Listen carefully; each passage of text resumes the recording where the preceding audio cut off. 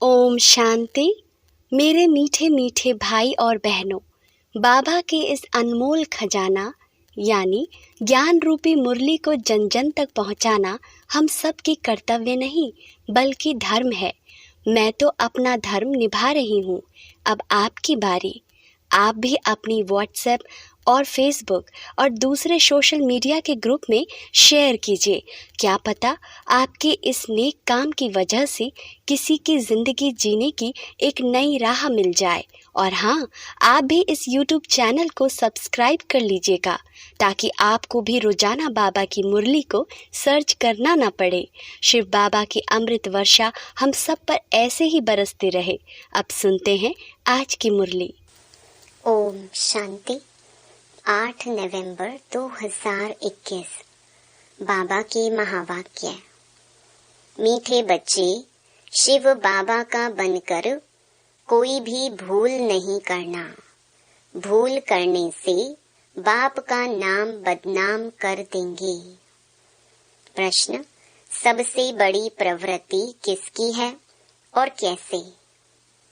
उत्तर: शिव बाबा की सबसे बड़ी प्रवृत्ति है।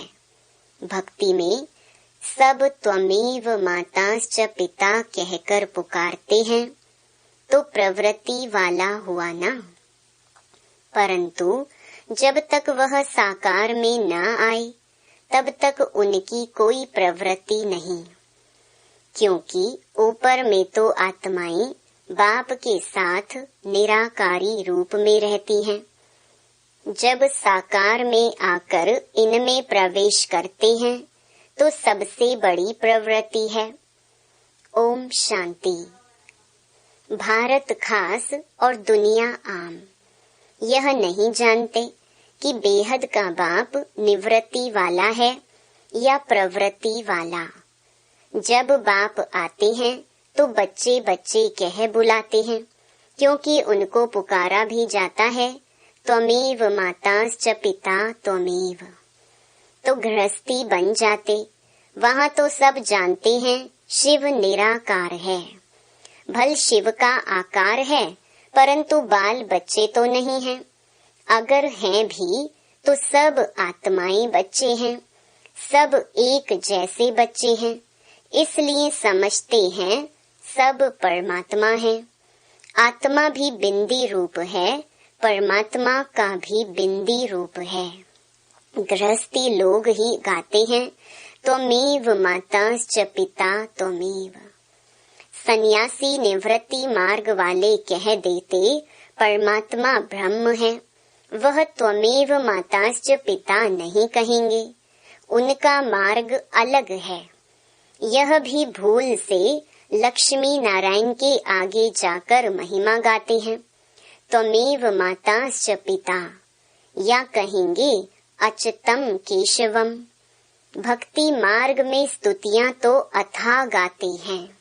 वास्तव में परमात्मा बाप है, उनसे वर्षा कैसे और क्या मिलना है तुम बच्चे जानते हो। वह बाप भी है, दादा भी है, बड़ी माँ भी है, प्रजापिता भी है। इस द्वारा कहते हैं बच्चे, मैं तुम्हारा बाप भी हूँ, फिर मुझे भी प्रवृत्ति मार्ग में आना पड़ता है। यह मेरी युगल भी है, बच्चा भी है। जब इसमें प्रवेश करता हूँ तब प्रवृत्ति वाला बन जाता हूँ। मुझे ही सुप्रीम बाप, सुप्रीम टीचर, सुप्रीम गुरु भी कहते हैं। गुरु गाइड करते हैं मुक्ति के लिए। वह तो है सब झूठ, यह है सत्य। अंग्रेजी में परमात्मा को ट्रुथ कहते हैं, तो ट्रुथ क्या आकर सत्य बताते हैं, यह किसको पता नहीं। हम तुमको भी पता नहीं था, तो जैसे नई बात हो गई ना। वह ज्ञान का सागर सचखंड स्थापन करने वाला है। जरूर कभी सच बता के गया है, तब ही तो गायन है। सचखंड को हेवन कहते हैं। वहाँ डेटी सॉवरेंटी दिखाते हैं। अभी है पुरानी दुनिया, फिर नई दुनिया होने वाली है। पुरानी दुनिया को आग लगनी है। स्थापना के समय विनाश भी गाया जाता है। करण करावन हार परमात्मा गाया हुआ है। ब्रह्मा द्वारा स्थापना करते हैं। कैसे कराते हैं वह तो खुद ही आकर बताएंगे। मनुष्य कुछ भी नहीं जानते, कहते हैं परमात्मा करण करावन हार है। और फिर ड्रामा का भी पता पड़ गया। कलयुग अंत, सतयुग आदि, इस संगम को ही ऊंच मानना चाहिए। कलयुग के बाद आता है सतयुग, फिर नीचे उतरना होता है। स्वर्ग नरक गाया हुआ है। मनुष्य मरते हैं तो कहते हैं स्वर्गवासी हुआ। जरूर कोई समय स्वर्गवासी हुए हैं। यह खास भारतवासी ही कहते हैं, क्योंकि जानते हैं भारत सबसे प्राचीन है, तो जरूर यही हेवन होगा। बातें कितनी सहज हैं, परंतु ड्रामा अनुसार समझते नहीं हैं।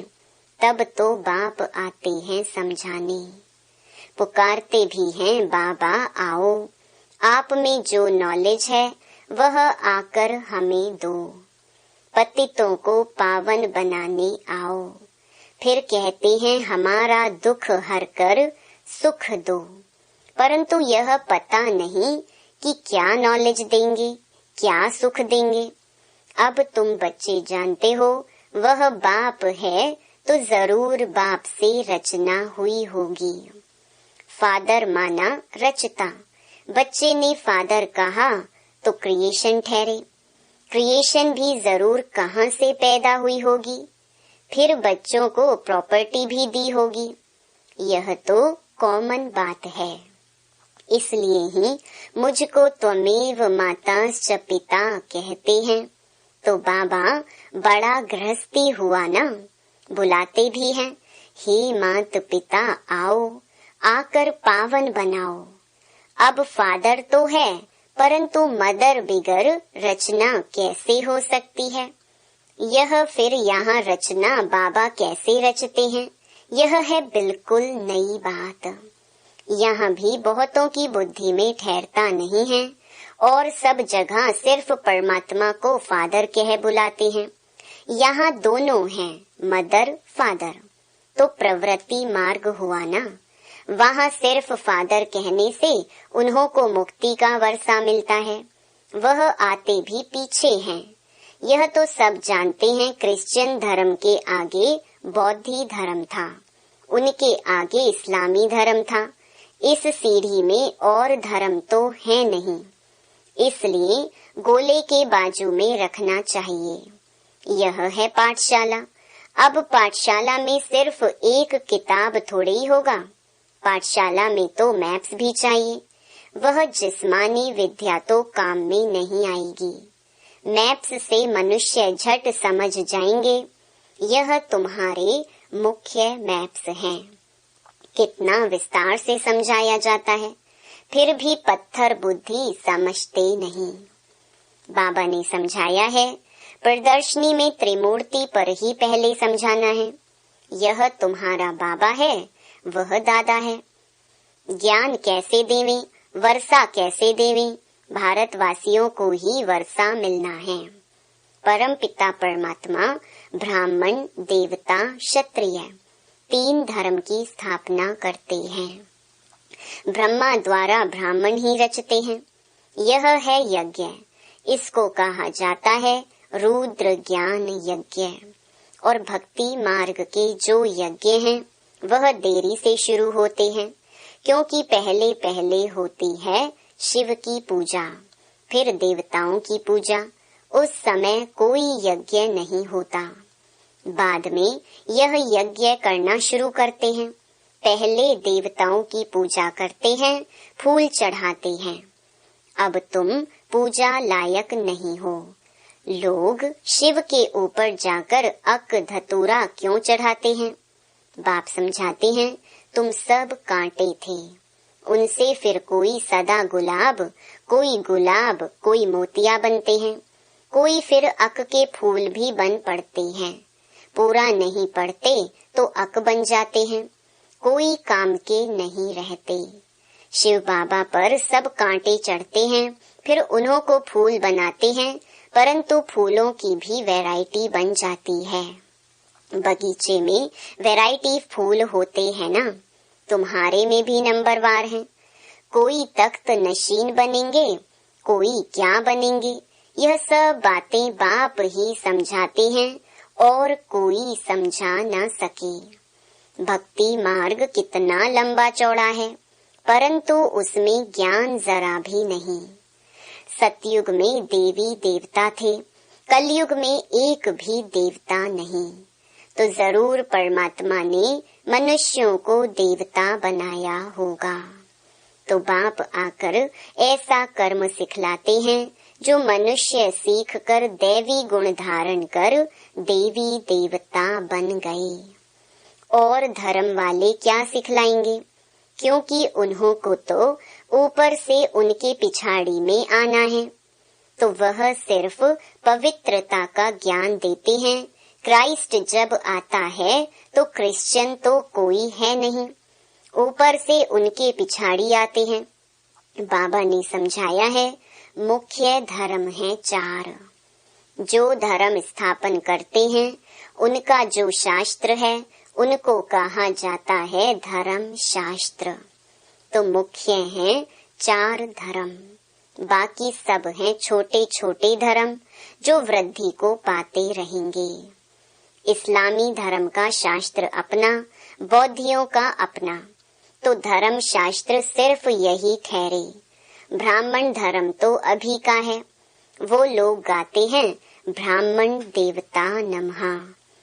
तो उन ब्राह्मणों को समझाना है कि परमात्मा जब ब्रह्मा द्वारा आकर ब्रह्मा मुख वंशावली रचते हैं, वही सच्चे ब्राह्मण हैं। तुम तो प्रजापिता ब्रह्मा की औलाद हो ही नहीं, तुम सिर्फ अपने को ब्राह्मण कहलाते हो, परंतु अर्थ नहीं जानते। ब्रह्मा भोजन जब खाते हैं तो संस्कृत में श्लोक पढ़ ब्रह्मा भोजन की महिमा गाते हैं। महिमा सारी फालतू करते हैं।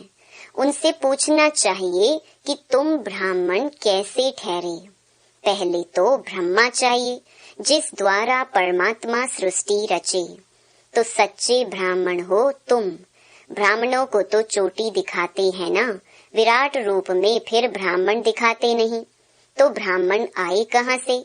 तुम अपने को ब्राह्मण कहलाते हो, तो परमात्मा जब आकर ब्रह्मा द्वारा नई रचना रचे तब ब्राह्मण हो, फिर ब्राह्मण ही देवता बनते हैं। ब्राह्मण होते ही हैं संगम पर। कलयुग में सब शूद्र हैं। ब्राह्मणों की बहुत महिमा करते हैं। यह सब बातें बाबा समझाते हैं। अल्फ बे बाकी है डिटेल। भक्ति का भी समझाना पड़े। बाबा कह देते तुम कोई भगत हो, बाकी बाबा कब गुस्सा आदि नहीं करते हैं। बाप समझाने तो देगा ना, क्योंकि बच्चे अगर भूल करते हैं तो नाम बदनाम किसका होगा? शिव बाबा का। इसलिए बाबा बच्चों के कल्याण अर्थ शिक्षा देते हैं।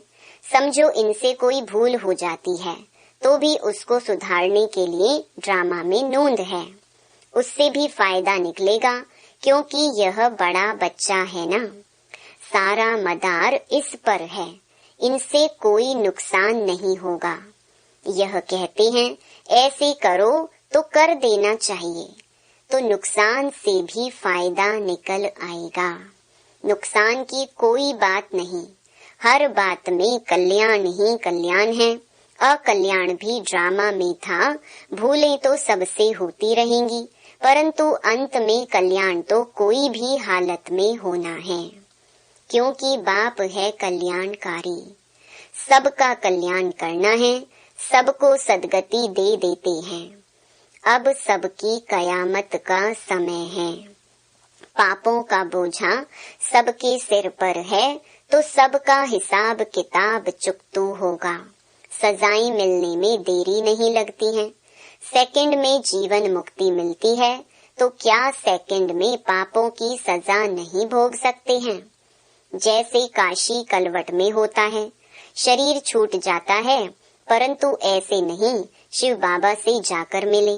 नहीं, सिर्फ पिछला पापों का हिसाब चुकतू हो, फिर नए सिर शुरू हो जाता है।